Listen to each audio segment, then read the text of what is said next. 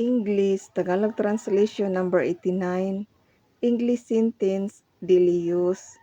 Number 1, sa Tagalog, hindi ito masama. In English, it's not bad.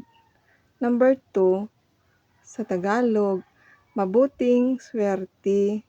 In English, good, lucky.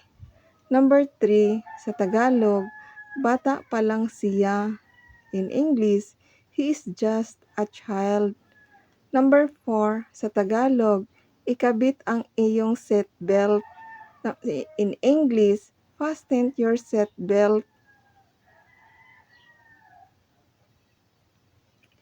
Number 5, sa Tagalog, malapit lang dito.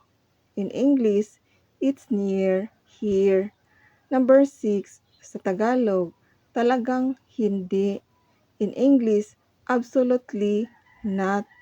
Number 7, sa Tagalog, ito ay mabuti. In English, it's good. Number 8, sa Tagalog, wala akong maitutulong. In English, I can't help it. Number 9, sa Tagalog, tingnan ko. In English, let me see. Number 10, sa Tagalog, sa tingin ko din. In English, I think so too. Number 11, sa Tagalog, subukan ulit. In English, try again. Number 12, sa Tagalog, hindi ako makapaniwala. In English, I can't believe it. Number 13, sa Tagalog, gutom na ako. In English, I'm hungry.